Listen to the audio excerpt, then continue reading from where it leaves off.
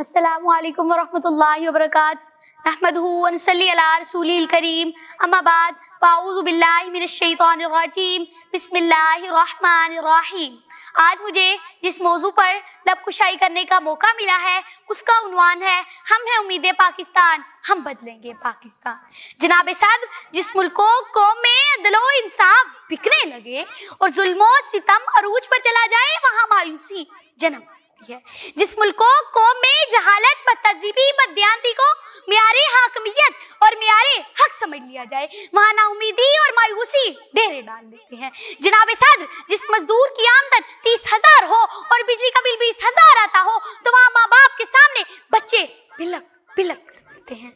وہاں خودکشیاں تو ہوں گی، ماتم تو ہوں گے، ضمیروں کی بولیاں تو لگیں گی، شیطانیت تو ناچے گی، دشمن کی ساز سے تو اپنا کام کریں گی۔ جناب صدر، جس ملک و قوم میں نا امیدی اور مایوسی آ جائے وہاں ذاتی سلب ہو جاتی ہے، غلامی اس ملک و قوم کا مقدر بن جاتی ہے۔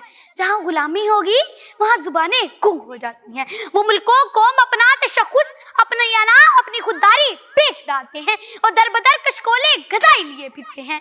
جناب صدر، یہ ملک و قوم ہمارا ہے، یہ ملک و قوم ہمارے آباء و اجداد کی لاکھوں قربانیوں کا ثمر ہے۔ ہم اپنے شہیدوں کے لہو کو رائگاں نہیں ہونے دیں گے، ہم دشمن ناصر کی سازشوں کو کامیاب نہیں ہونے دیں گے۔ ہم ہیں امید پاکستان، ہم بدلیں گے پاکستان۔ ہم نقیب صبح ہم اجالا کریں گے، ہم اس رب کائنات کے بندے ہیں جس نے ہمیں امید دلائی ہے۔ الیس الصبح بقریب، کیا صبح قریب نہیں؟ اندھیرا چھٹ جانے والا ہے۔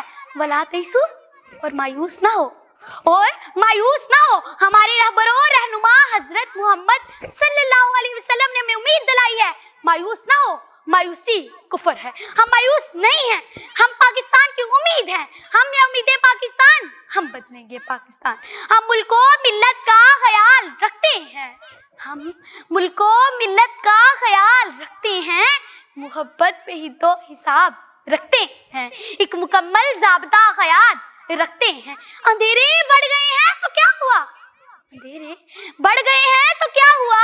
ہم روشن اپنا مہتاب رکھتے ہیں۔ ہم ہیں امید پاکستان لوگوں، ہم ہیں امید پاکستان لوگوں، کردار اپنا کھلی کتاب رکھتے ہیں۔ جناب صدر، ہم ہیں امید پاکستان، ہم بدلیں گے پاکستان، کیونکہ ہم اللہ رب العزت حاکم الحاکمین کے بندے ہیں، ہم اللہ کی جماعت ہیں، ہم حزب اللہ ہیں۔ الا ان حزب اللہ هم الغالبون، اور بے شک اللہ ہی کی جماعت کا غلبہ کر رہے گی۔ انبیاء علیہ السلام کا مقصد بھی دین اسلام کا غلبہ تھا اور ہم بھی اسی مقصد پر گامز ہیں۔ قرآن پاک ہمارا دستور و منشور ہے، ہم محمد صلی اللہ علیہ وسلم کے سچے غلام ہیں۔